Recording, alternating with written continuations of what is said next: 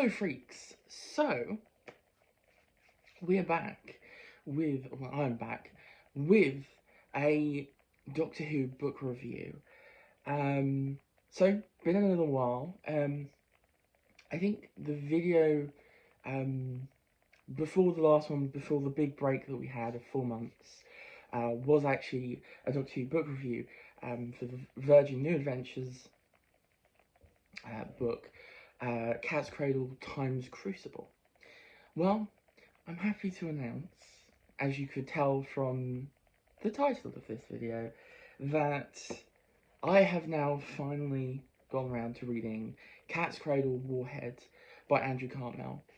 So, second book in the Cat's Cradle trilogy, which is obviously the second arc, of the 2 arcs that start the Virgin New Adventures. And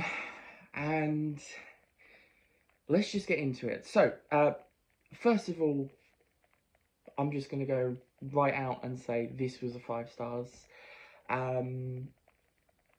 So far, the Cat's Cradle trilogy has just been a hit. It's been really up my alley. Obviously, we had a favourite with Times Crucible, which is here.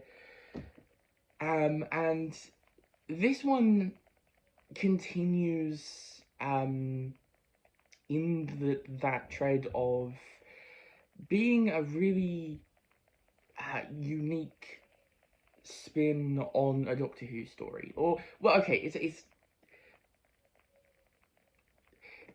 it's doing something different that Doctor Who just wouldn't do, which I think they attempted to with the Time Worm books, and definitely the last one did that, Time Worm Revelation, but these really do it, you know, experimenting with really unique, interesting ideas, playing around with format, but first of all, before all of that stuff, we have to talk about the synopsis for this one. So, this is basically set in the near future of Earth, where we have basically completely decimated it. We've completely decimated Earth with pollution, technology, all that stuff. Very much has the same fears as we have now. Earth is on the brink, basically. We've pushed it, and it's about to tumble. There's no going, you know, we're nearly at that end point where there is no going back. A lot of people view it as there just isn't. There just isn't. We're done. And so the big corporations, the big giants in the world, you know, the rich people basically decide, hey, we're gonna save ourselves and screw over the rest of humanity. And so it's kind of up to the Doctor to put a stop to it. That's kind of the synopsis that the book gives. There is a lot going on, and first I want to say this, I think, gets really mixed reviews, and yeah, I see why. So the big part of it, which I think is either really going to work for people or really not going to work for people, is that this is kind of a sci-fi before dystopian, trying to stop a not dystopian, post, like, apocalypse. It's an apocalypse, but trying to avert the apocalypse story, with Doctor Who added in. That's kind of how it feels to me, and I think that's going to be a big part of whether people love it or whether people hate it. Because I think the sci-fi story in here is really interesting, really fascinating. There's a lot of really intriguing concepts. The actual idea behind how these corporations, this guy who's the main villain, has this idea of how to do it, and it's a really interesting concept already. It taps into a lot of classic sci-fi ideas. There's kind of AI stuff in there. Actually, kind of makes me think of the Science in the Library two-part, David Tennant one with Vash Narada. There's a kind of similar idea in that, so if you know that episode, you might be able to figure out, I mean, it tells you fairly early on what the idea is, but I don't want to give spoilers. This is the pre-spoiler bit, so yeah. I will give spoilers later. Also, besides that, this book is mostly build-up. Not build-up for another book, although obviously this did get turned into sort of a trilogy by Andrew Cartmel. He has 3 books in the Virgin New Adventures series, and I know they all have war something, so this is Warhead, Warlock, I think is the next one, and then there's War Child.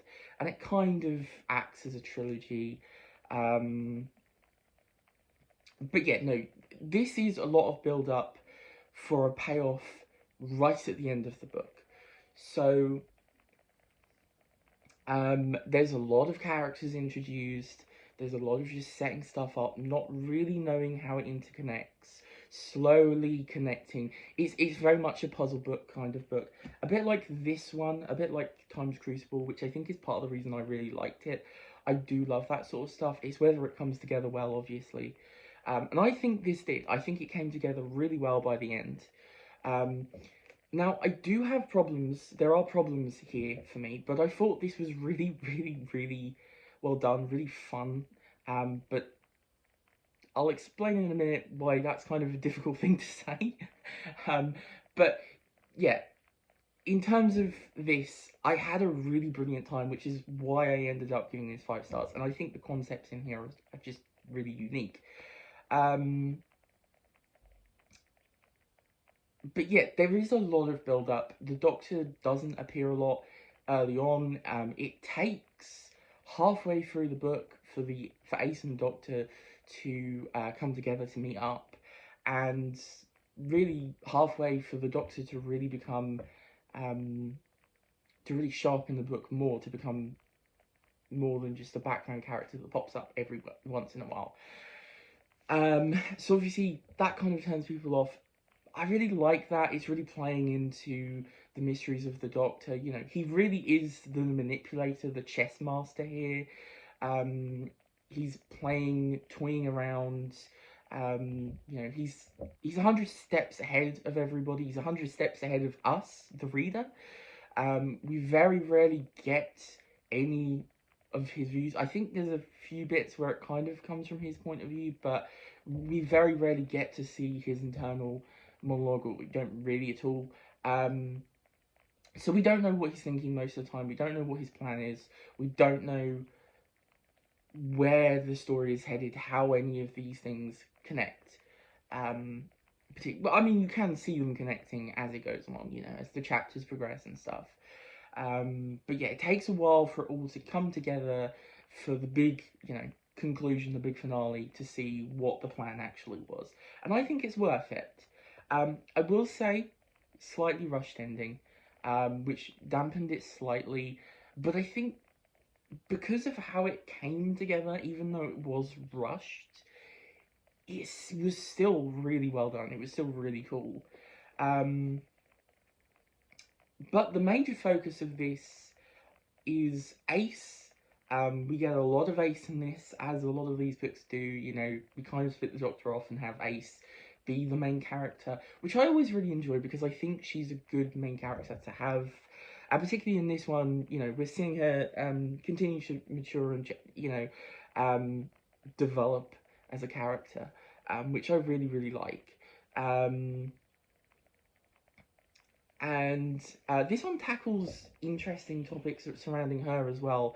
A lot of them have brought up her place with the Doctor. It's something that I think Doctor Who loves to toy with as a series. Like, where do the companions fit in? And with each Doctor, there is a sort of unique companion-Doctor relationship, and Ace and the Seventh Doctor have a really unique one that I think, you know, was an inspiration particularly for New Who. And so this book sort of tackles that again a little bit here, but there's a particular moment in the story that just really works to sort of examine Ace's place, and especially at this point is just really interesting.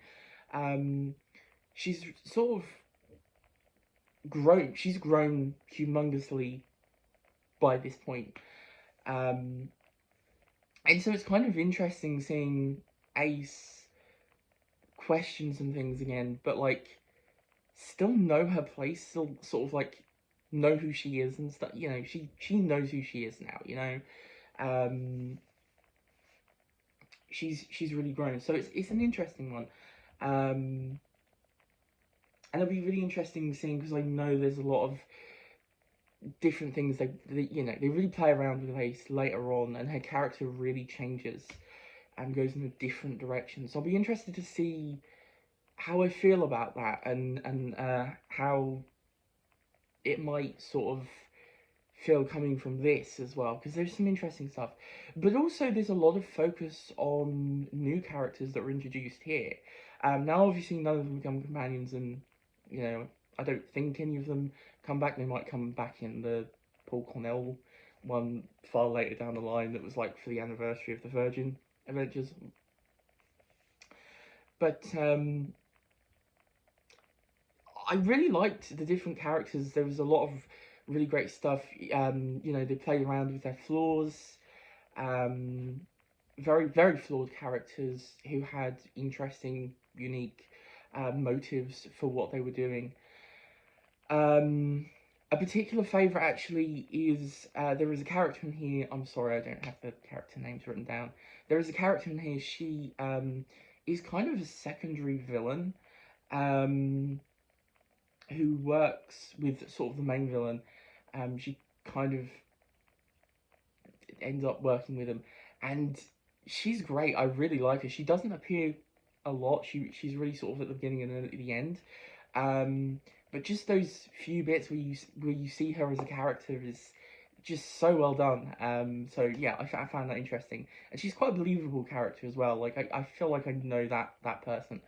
So yeah, really strong writing as well. Andrew Carmel can write, definitely can write.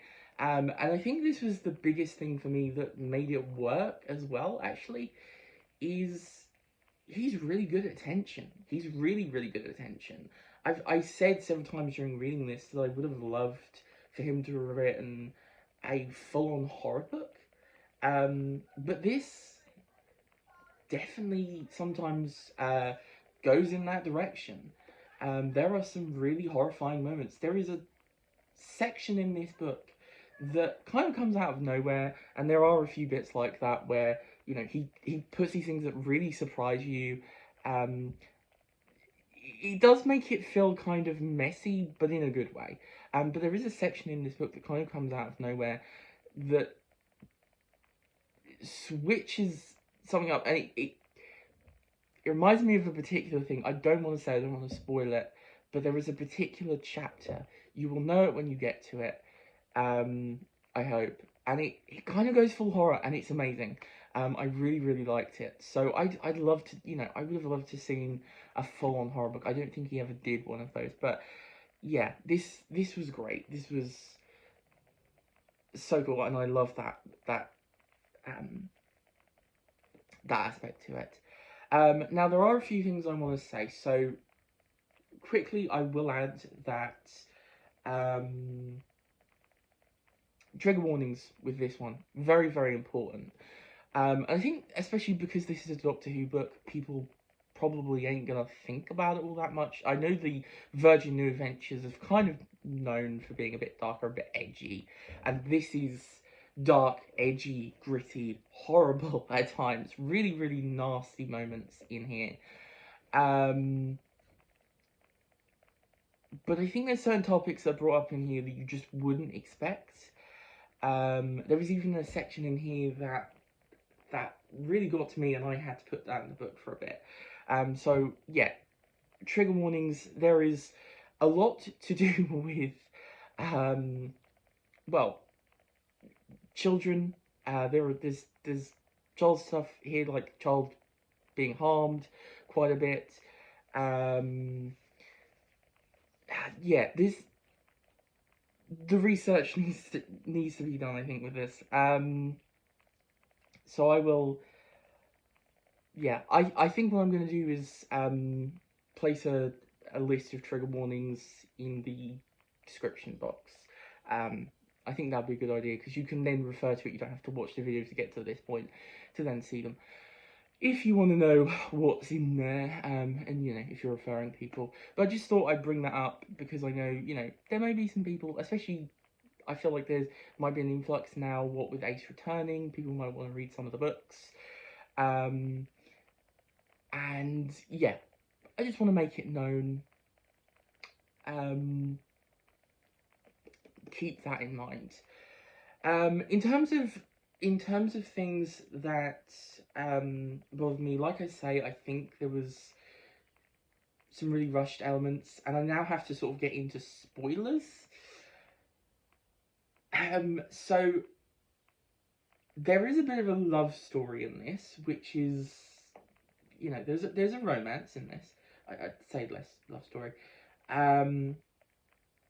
That is central to the plot, and that it's insta-lovey, so not great, but it's kind of part of the plot. It's a bit weird. It didn't entirely work, and the ending, therefore, if we're doing spoilers, you've read this, it just doesn't quite work. It doesn't quite work in, and I don't mean the ending, I mean like the last passage and what you're supposed to take away doesn't quite come through. It's quite a hopeful message, which is nice after the darkness of the book. But I think because we didn't get enough of the characters, because obviously one of the characters is introduced like over halfway through, like nearly 60-70% of the way through. And the two love interests, because they don't meet until that point, so obviously is very difficult to sort of care about that side of things. So when that ending comes where it's like, oh well, you know, they can go off and the future can happen, you know, it's kind of a born again thing, sort of Adam and Eve, I guess, kind of thing going on at the end, doesn't really come through the best.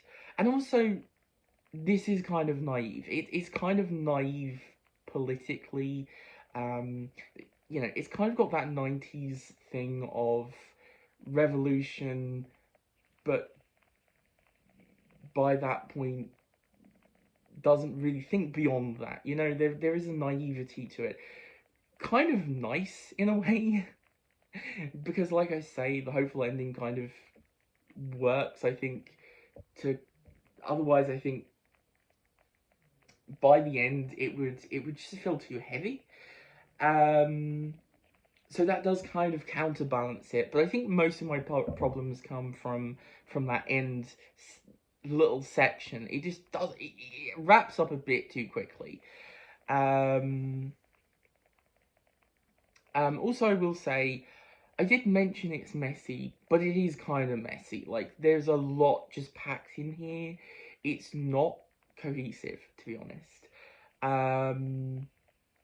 It really works because he manages to put it together, and it manages to make the adventure like really fast paced.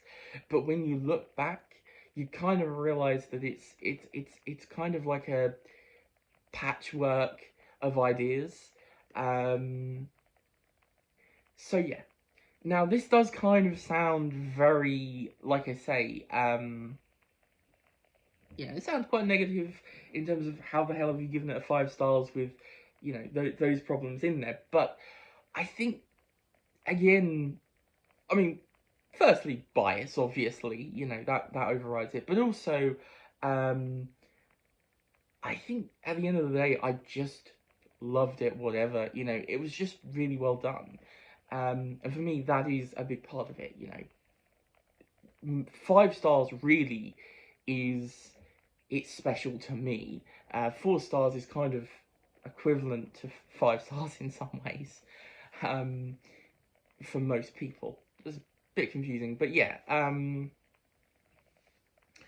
I love this. I thought it was fantastic. Whew, I can talk for a while about this one apparently. Yeah, I'm very intrigued to see what the other what the War trilogy brings once I get there. I know War. Oh god, Warlock. That name keeps escaping me. I know Warlock is quite a well loved one actually.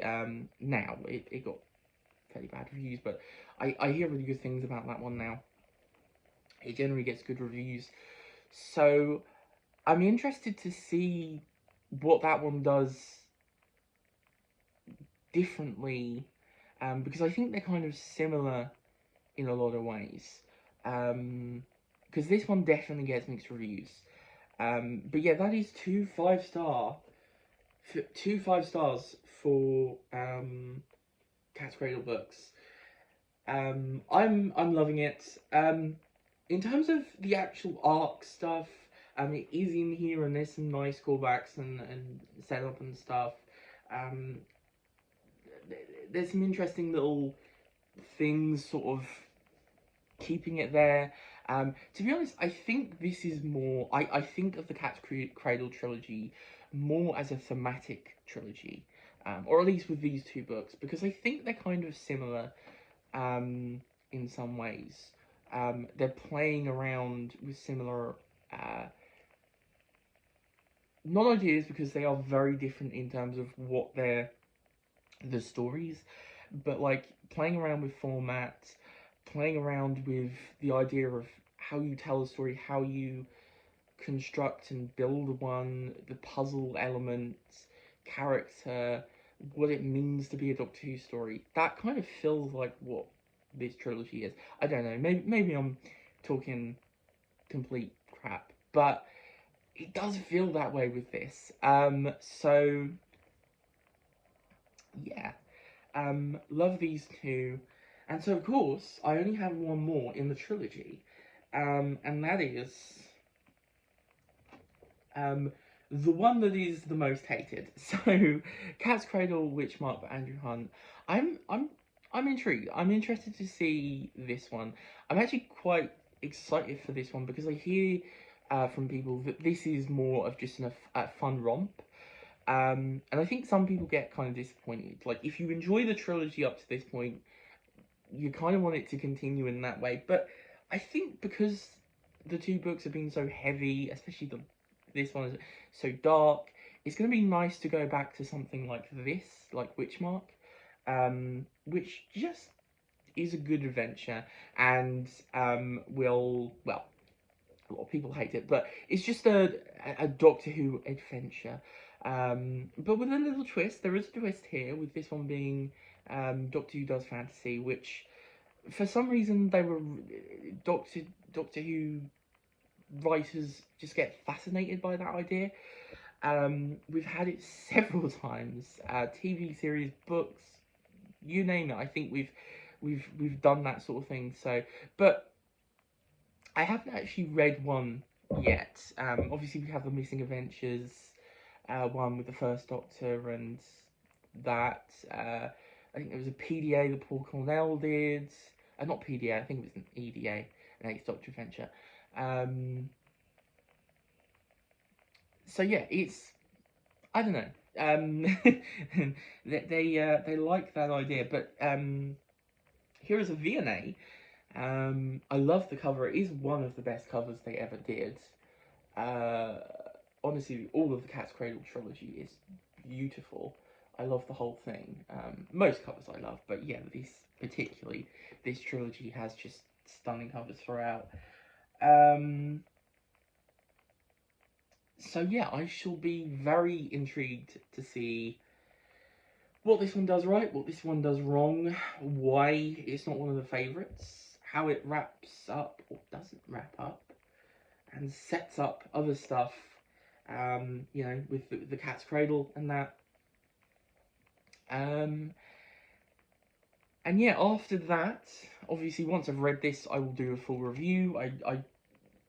Whatever happens, I will be doing reviews for the Doctor Who books, because that is just the thing I'm into, and also it's kind of a niche thing. There's not tons and tons of them, of reviews for them. So, hey, I would like to add to that little niche collective that we've got on YouTube. But after that, obviously, I will do the wrap up for Cat's Cradle, and then I am thinking of doing a another video talking about the 2 arcs and how to get into the V&As, or not necessarily how to, because I don't think I have like the ultimate opinion on it, but more so just answering the questions that I feel like I had at the time, that I couldn't find the answers to. So I'm going to do a whole video about that, and what I think is worth reading. Obviously, it's all very, very opinionated. You know, it's all opinionation, opinions based. But yeah,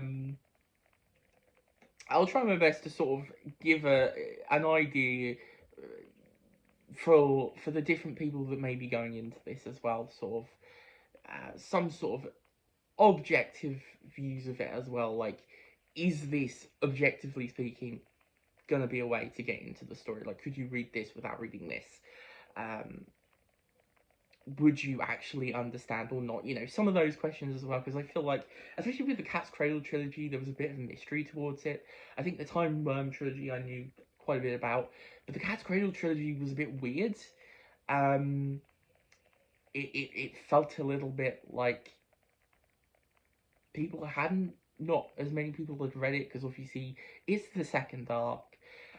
So yeah, that one particularly I want to talk about, because it's kind of interesting. I have some thoughts about it. I have some thoughts about the Cat's Cradle trilogy in terms of, as an arc, can you read it without reading Time Worm? So yeah, I'll get through that. I will do all of that. And there we go, guys. I think that's the end of the video. Obviously, I like to hold up at the end the books, the trilogy, for you.